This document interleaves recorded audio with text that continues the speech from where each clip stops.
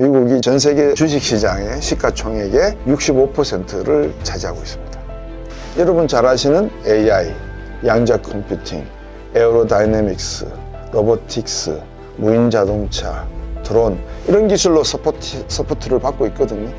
그러니까 우리가 한편으로 제가 매그니피선트 세븐을 말씀을 드리고 하는 이유가 미국이라고 하는 국가가 예외주의를 계속 부르짖을 수밖에 없는 나라인데 다국적 기업 형태로, 그리고 미국은 전 세계 자본의 55에서 65%를 움켜쥐고 있다는 시가총액 기준으로 볼 때 그것만 하더라도 엄청난 거죠. 안녕하십니까, 곽수정입니다. 요즘 불확실성의 시대라고 하죠. 그 불확실성의 시대에서도 미국의 예외주의, 아메리칸 익셉셔널리즘이라고 부르는 내용이 있습니다. 여러분들 들어보셨는지 모르겠는데 영어 원문을 이렇게 읽으시다 보면 아메리칸 익셉셔널리즘이라고 하는 그 단어가 이렇게 떠오를 겁니다. 그럼 이게 무슨 말이냐, 미국 예외주의다라는 뜻이 있는데 오늘은 여기에 대해서 제가 조금 말씀을 드려야 될 것 같습니다. 요즘 지방이나 이런 데 내려가서 보면 어떤 현상을 제가 많이 보냐면 건설 경기가 거의 셧다운돼 있다. 그러니까 뭐 죽었다는 표현이 아니라 셧다운입니다, 말 그대로. 그럼 이게 지금 어느 정도인지에 대해서 전반적인 말씀을 한번 드리고 제가 왜 미국 경제에 말씀을 드리는지를 설명을 드려야 될 것 같습니다. 우리나라 경제가 이제 초창기에 저희들이 상저하고 상반기에는 좀 낮을 것이고 하반기로 갈수록 상승률이 올라갈 것이다 라고 했는데, 지난해 우리나라 경제 성장률이 여러분 들어보셨는지 알겠지만 한국은행이 2.1을 예상했는데 2.0으로 나왔습니다. 그 가운데서 이제 그 GDP를 구성하는, 경제 성장률을 구성하는 그 항목이 제가 소비, 투자, 정부 지출, 순수출, 수출 빼기 수입 이렇게 말씀을 드렸는데, 그 지난해 경제 성장률 2.0을 뜯어보니까 수출이 한 1.8을 차지했고요. 그러니까 2.0% 중에서 수출이 2.8, 그리고 이제 소비가 0.2 정도 차지했습니다. 그러니까 건설 경기는 셧다운 됐다 이렇게 이해하셔도 되겠죠. 왜 셧다운이냐면 1분기만 플러스고 2분기 마이너스 1.7, 3분기 마이너스 3.6, 4분기 마이너스 3.2를 기록했습니다. 이제 그 말은 건설이 없다는 것이죠. 그죠? 그리고 저도 다른 유튜브 채널에 가서 많이는 나가지 않습니다. 제가 나가는 유튜브 채널은 제 나름대로 의미가 있는 채널들인데, 거기에 나가서 이렇게 말씀 들어보면 한국 부동산 경기가 상당히 위태롭다라는 말씀들을 많이 하시고, 우리나라 건설, 이제 앞에서 말씀드렸던 소비 투자 중에서 이제 이 투자 항목에 설비 투자와 건설 투자가 들어 있습니다. 이제 건설 부분인데, 이 건설이 우리나라 전체 GDP에서 차지하는 비중이 한 15% 됩니다. 엄밀하게 말하면 한 15.4% 정도. 그러니까 상당히 크죠. 비중이 내수 비중으로서는 엄청난 비중입니다. 내수라고 하면 소비, 투자, 정부 지출 분야인데, 이 세 항목 가운데서 건설 투자 항목 단독으로 차지하는 비중이 15.4% 된다고 하니까, 근데 이게 지난해 2분기, 3분기, 4분기 전부 다 마이너스 3%대 1.7에서 3.6%까지 마이너스를 기록했다라고 하는 것은 어떤 의미가 있을까? 여러분에게 이제 한번 설명을 드리고 미국의 예외주의 말씀을 드려서 중국 경제와 함께 엮어서 전체 어떤 분위기인지를 한번 여러분에게 재차 한번 말씀을 드리고자 해서 서두를 한국 경제의 부동산 경기, 특히 건설 경기 말씀을 제가 지금 드리고 있는 중입니다. 그러면 지금까지 이 전국의 건설사 가운데 29개 군데가 이제 부도 처리가 됐거든요. 다른 중견 또는 대기업 건설사들도 상당히 이 유동성의 위기를 맞이하고 있다라고 생각하셔도 될 거예요. 왜냐하면 서로 이렇게 맞물려 있잖아요. 그죠? 예를 들면 건설사 하나가, 대기업 하나가 어느 정도 고용을 한다 그럴까요? 한 1000명에서 2000명 정도 고용을 한다고 가정을 해보세요. 그러면 이 고용 효과, 파급 효과가 상당하잖아요. 한 개의 기업이 문을 닫아버리면. 그런데 지금 우리나라 10개의 상위 10위에 들어가는 이 계열사, 그러니까 건설사가 거느리고 있는 협력회사들이 있지 않겠어요? 한 1000개 정도 된다고 생각을 하거든요. 1000개 정도면 10,000개잖아요. 그죠? 그러니까 이제 10,000개의 반개 회열사에서 1000명 정도, 한 1000명은 많다고 생각하시면 각 계열사마다 100명이라고 가정을 해보세요. 그러면 100만 명이 일자리를 잃어버리는 그런 상황이 발생하게 된다라는 것을 여러분이 짐작하실 수 있을 겁니다. 여러분들께서 잘 아시는 구로구 새벽 인력 시장 같은 데도 평소에 경기가 좋았을 때는 한 2,000~3,000명 정도 모였던 시장이 지금은 한 200명 내외로 줄어들고 있다. 소식은 들으셨을 것 같고. 그래서 한국 경제만 딱 놓고 보면 제조업 중심의 수출 경제다 보니까 수출 부분만 1.8, 2.0 경제 성장률에서 1.8을 차지할 정도로 괜찮아진 또는 괜찮은 상황. 더군다나 환율이 달러당 시장 평균 환율로 1,460원이 되고 있으니까 대기업으로서는 가격 경쟁률이 존재하잖아요. 그죠? 그래서 이제 상당히 수출 쪽은 괜찮은데 이 내수 시장 쪽은 완전히 얼어붙었다. 특히 이제 건설 경기를 중심으로 해서 고용 문제라든지 후방 산업이 존재하잖아요. 또 후방 산업 그러면 여러분 아시겠지만 건설이 앞에 있으면 뒤에서 떠받쳐주는 산업들, 철강, 또 시멘트 이런 회사들이 있지 않겠어요? 그러니까 지금 시멘트라든지 철강도 수요가 당연히 줄어들 수밖에 없는 그런 상황이죠. 그러면 이제 이걸 밀어내기를 해야 되는데 밀어낸다는 것은 국내에서 밀어낼 데가 없잖아요. 그죠? 건설 경기가 다 지금 셧다운돼 있으니까 해외로 수출을 해야 되는데 여러분 잘 아시다시피 중국산 철강이나 시멘트 가격이 경쟁력이 있을까? 그렇다고 해서 환율을 무작정 내릴 수는 또 없지 않습니까? 그러니까 이런 것들이 지금 한국 경제가 직면하고 있는 어떤 경제 성장에 있어서 주요 항목들 가운데 내수 부분이 차지하고 있는 하나의 허들, 장애물이다. 두 번째는 여러분 잘 아시는 이제 트럼프의 트럼피즘 또는 트럼프노믹스라고 할 수 있는 관세 정책으로 인해서 향후 대한민국에서 수출하는 상품들의 수출 단가가 대거 상승할 가능성이 있다. 25% 정도. 한미 FTA가 있지만 이거 아마 개정해 달라는 요구가 밀려올 것 같다. 산업자원부 장관이 아니라 경제부총리가 간다 한들 지금 트럼프 진영에서 그래 한국은 면제해 줄게 라는 말을 기대하는 거는 이거는 기적과 같은 일일 것이다. 그런 데 놓고 보면 한국 경제는 2025년 한 해는 상당히 어려움 속에서 고전할 가능성이 크다는 생각이 듭니다.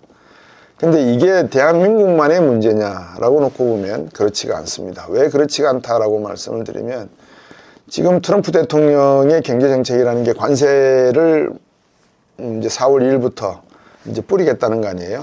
이거를 이제 국가별로 나눌지 아니면 산업별로 나눌지 내부에서는 여러 가지 이슈가 있는데 아마 국가별로 무작위로 던질 것 같습니다. 그래서 더티 15이라는 단어도 나오고 있습니다. 더티 15이라고 하는 것은 미국을 상대로 해서 무역수지 흑자를 엄청나게 내고 있는 15개 국가들을 더티 15 이렇게 이제 표현을 하더라고요. 이제 그런 식으로 트럼프 대통령은 이제 관세 폭탄을 던지겠죠. 그러면 우리가 이제 저도 그랬고 저는 어떠한 그 일련의 그 로드맵 속에서 여러분들과 함께 학습도 하고 이 방송을 하나씩 풀어드린다라고 말씀을 드렸는데 이제 제가 드리는 말씀은 그겁니다. 미국 트럼프 대통령이 이렇게 관세를 때리고 그런 배경으로는 미국의 기축통화에 대한 어떤 불안감이 존재하기 때문에 그렇다라는 말씀을 제가 수차례 드렸습니다. 그래서 중국이라고 하는 신생국이 브릭스를 통해서 또는 자체적으로 미국의 GDP의 턱밑까지 쫓아온 중국이 이제는 미국에게 도전장을 던지는 것이느냐, 위안화를 기축통화로 같이 하자 뭐 이런 식의 의미를 말하는 거냐라고 해석을 할 때 그렇지는 않다라는 말씀을 제가 이제 궁극적으로 드릴 생각입니다. 단적인 증거를 하나 말씀을 드리면 뒤에서 제가 조금 더 설명을 하겠지만 우리가 이제 주식시장이 있고 금융시장이라는 게 존재하잖아요. 그 금융시장 안에는 주식시장, 채권시장, 유동화시장 뭐 여러 가지 시장이 존재를 합니다. 제가 여러분들에게 말씀을 드렸다시피 미국은 20세기 중후반까지만 하더라도 전 세계 GDP의 60%에 접근하는 그런 막강한 어떤 그 국력, 경제력을 지녔던 국가 경제입니다. 그래서 구소련이 붕괴되기 직전만 하더라도 미국이 경찰국가로서의 역할을 했죠. 근데 바로 이 경찰국가의 역할이라고 하는 이 대목이 바로 예외주의다라는 개념이 들어가 있습니다. 미국은 예외주의다. 미국은 예외적이다. 왜 예외적이냐? 역사적으로 토크빌도 그런 말을 했는데 한번 생각을 해보십시오. 미국이라고 하는 나라에 스탈린도 상당히 좀 곤혹스러워했던 점이 없지 않아 있어요. 왜냐하면 미국을 사회주의화 시키려고 노력을 했겠습니까? 안 했겠습니까? 당연히 했겠죠. 쿠바까지 사회주의화를 시켰지 않습니까? 체게바라를 동원해서 피델 카스트로와 함께 쿠바를 공산화를 시키고 전초기지로 삼아서 미국으로 이제 올려보내야 되죠. 그게 이제 스탈린의 계획이었을 것이고, 근데 미국은 사회주의화가 안 되었어요. 미국도 물론 1950년대에 제가 말씀드렸습니다만 상당한 그 어떤 그 사회주의 운동이 존재를 했었고, 히피 문화도 일종의 분파적인 그런 모습이다라고 해석을 할 수 있겠죠. 근데 그게 안 됐던 이유가 바로 미국의 예외주의입니다. 아메리칸 익셉셔널리즘이라고 하는 건데, 첫 번째, 미국이라고 하는 나라를 그대로 한번 놓고 보십시오. 미국이라고 하는 나라는 태평양과 대서양 사이에 떠 있는 거대한 섬입니다. 근데 이 거대한 섬에 철학적인 바탕은 어디서 가져오나요? 유럽에서 가져오죠. 유럽에서 가져옵니다. 미국으로 이주한 사람들의 초창기 이주민들은 다 누구죠? 여러분들 아시는 청교도라고 하는 그런 사상을 가진 새로운 세계를 향하는 사상을 가진 사람들이었습니다. 그리고 들어온 사람들이 지식인, 지성인, 과학기술자 이런 사람들이 들어와서 이민으로 만들어진 국가입니다. 다시 말하면 사회주의화를 시키려고 할 때 이 공산당이나 사회주의 분자들이 어디를 제일 타겟으로 삼냐 그러면 이 계급과 신분을 타겟으로 삼거든요. 그러니까 한 국가에 존재하는 귀족 계급과 또 그 밑에서 존재하는 상인 자본가 계급, 또 그 밑에 존재하는 일반 서민 계급, 또 그 밑에 존재하는 노동자 농민 계급들을 놓고 이 계급 투쟁의 역사로 가져가는 게 소위 말하면 막스 레닌의 어떤 사회주의 운동의 가장 뼈대입니다. 그래서 스탈린도 그랬고, 미국을 사회주의화 하려고 하다 보니까 노동자 농민 계급이 존재를 해야 되는데 그 노동자 농민 계급이라고 정의할 수 있는 계급이 존재하지 않는 거죠. 전부 다 외국에서 이민해 와서 자기 나름대로 미국을 하나의 드림랜드로, 드림컨트리로 구성해 보고자 하는 사람들의 그 역사가 미국이었고, 세 번째는요, 미국이 풍부한 자원이 많습니다. 그러니까 이 나라는 전 세계 석유 매장량의 최고의 많은 매장량을 가지고 있고, 셰일가스는 물론이고, 또 인구도 약 3억 5천 정도 규모로서 중국이 14억, 인도는 14억 플러스 알파 뭐 이런 표현들을 저들이 하는데, 경제의 규모는 크다 할지라도 소위 옵티멀리티, 적정성의 의미에서 볼 때 중국과 인도가 앞으로 풀어야 될 14억 인구 플러스 알파를 매겨 살리고 이들을 평균화했을 때 1인당 국민소득이 3만 불에서 5만 불 사이에 오게 하려 그러면 어느 정도 노력이 필요할까? 근데 미국은 지금 뭐 6만 불을 넘어가 버린 상태니까 전체적인 입장에서 놓고 보면 미국 경제는 나름대로 철학과 사상과 가치의 기준은 필요할 때마다 유럽에서 공급을 받았고, 그리스 로마 제국, 제가 여러분에게도 말씀을 많이 드렸습니다. 워싱턴 DC에 가보시면 그리스의 민주주의와 로마의 공화정의 그 기본 틀을 가지고 지금의 미국이라고 하는 국가를 구축을 했고, 그러니까 제가 말씀드린 건 구축이라는 개념은 구조적인 시스템을 만들었다라는 말씀입니다. 대학의 설립의 배경도 그러했다는 말씀을 제가 프랭클린 대통령 때도 제가 그렇게 말씀을 또 드렸었고요. 이제 그런 개념에서 놓고 보면 미국이라고 하는 나라는 우리나라는 특별하다. 뭐 이스라엘에서 말하는 선민 사상과는 조금 뉘앙스가 좀 다른데요. 그래서 우리는 좀 예외적이다. 그래서 우리는 자유와 민주주의와 그리고 공화정과 이런 철학적 가치, 시장 자유와 이런 것들을 전 세계에 안정적으로 안착시키기 위해서 노력하는 국가이기 때문에 우리나라가 하는 일에 대해서는 다른 사람들이 시비를 걸면 그것이 나쁜 사람이고 그것이 배드가이고 어글리한 사람들이다. 이렇게 규정을 하고 있다는 겁니다. 미국 사람들 내리 속에 그게 아메리칸 익셉셔널리즘이라고 하는 건데, 이 익셉셔널리즘이라고 하는 단어가, 예외주의라고 하는 단어가 과거의 경제력으로 놓고 봤을 때 GDP 개념만 딱 놓고 보면 70년대, 80년대, 90년대까지만 해도 전 세계 GDP의 거의 60%를 점하면서 이제 점점 떨어지고 있죠. 요 제조업 경량이 파워가 이렇게 하락하는, 지금도 트럼프 대통령이 엄살 아닌 엄살을 부리잖아요. 야, 우리나라 제조업 없고, 그 다음에 이 주요 물자, 제품에 대한 공급 사슬, 가치 사슬, 이거 팬데믹 겪고 나니까 더 심각하더라. 그러니까 반도체 업체들 우리나라에 들어와서 반도체 생산해. 또 전기자동차 배터리 생산해. 뭐 우주항공 관련된 주요 부품 생산해. AI 관련된 주요 알고리즘 우리나라에서 생산해. 다 이렇게 이제 Make America Great Again이라는 그 마가라는 표현을 통해서 우리가 피상적으로 지금 그런갑다 이렇게 이해하는데, 제가 보는 말씀은 다르다는 거예요. 결론은 제가 이제 거의 결론 비슷하게 말씀을 드리면, 전 세계 주식 시장의 시가총액 비중을 한번 여러분께서 비교해 보시면 미국이 어느 정도 차지하는가를 아실 수 있습니다. 미국이 전 세계 주식 시장의 시가총액의 65%를 차지하고 있습니다.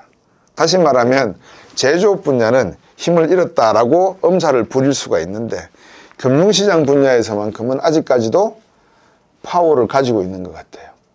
전 세계 시장에서 55에서 65%의 자본시장의 비중을 가지고 있다는 말은 어떻게 또 서포트가 되느냐? 여러분 잘 아시는 AI, 양자 컴퓨팅, 에어로다이내믹스, 로보틱스, 무인자동차, 드론, 이런 기술로 서포트를 받고 있거든요. 그러니까 우리가 한편으로 제가 매그니피센트 세븐을 말씀을 드리고 하는 이유가, 미국이라고 하는 국가가 예외주의를 계속 부르짖을 수밖에 없는 나라인데, 왜냐 그러면 지금도 미국 사람들은 우리나라에 와도 또 다른 나라에 가도 선민 사상을 가지고 있어요. 여러분, 제가 광화문에서 유턴이 아닌 곳에서 함부로 할 수 있습니까? 없습니까? 근데 제 기억에 옛날 미국인 장교 부인하고 같은 차를 타고 가다가 미국인 장교 부인이 광화문에서 유턴이 안 돼서 유턴을 해버리더라고요. 그러면서 하는 말이 나는 미국인이니까, 이런 말을 하길래 그때는 그 의미가 뭔지를 몰랐어요. 근데 지금 생각하니까 나는 예외야. 나는 건드리지 마. 뭐 이런 나쁜 뜻이 아니고요. 하여튼 그런 선민 사상 비슷한 게 미국에 존재하고 있는 게 아닌가라는 생각을 듭니다. 그래서 다시 경제 이슈로 오면, 우리가 이제 기축통화 지위에 약하다, 환율 전쟁이 일어난다, 지금 미국 경제는 상당히 제조업 분야에 있어서 위기를 맞이하고 있다, 이런 이야기를 말씀을 드리는데, 제가 암흑물질이라고 하는 이야기를 한번 드렸잖아요. 다크매터라고 하는 그 암흑물질 말씀을 드렸는데, 미국의 제조업은 해외에 다 뿌려져 있는 상태입니다. 사실은 다국적 기업 형태로. 그리고 미국은 전 세계 자본의 55에서 65%를 움켜쥐고 있다는 시가총액 기준으로 볼 때, 그것만 하더라도 엄청난 거죠. 근데 요즘 문제가 되고 있는 게 뭐냐, 이겁니다. 미국 채권을 살려고 하는 사람이 없다라는 것이죠. 그러니까 사람이라기보다도 국가, 이제 그런 표현을 하는 게 낫겠죠. 그런데 미국 주식시장을 살려고 하는 사람들이 없나? 이 질문을 이제 맞닥뜨리면, 우리가 이제 많은 애널리스트들이 뭐 분석해서 유튜브에서도 방송하고 하시는데, 가장 간단한 거, 어려운 거 말고요. 여러분 잘 아시는 PER이라고 하는 거 들어보셨죠? Price Earning Ratio라고 하는 거죠. 장기 수익률당 주가가 얼마냐, 이제 그거를 보는 건데, 이게 지금 미국이 보통 한 19 뭐 이렇게 유지를 하다가 지난해 한 25까지 올라간 것 같아요.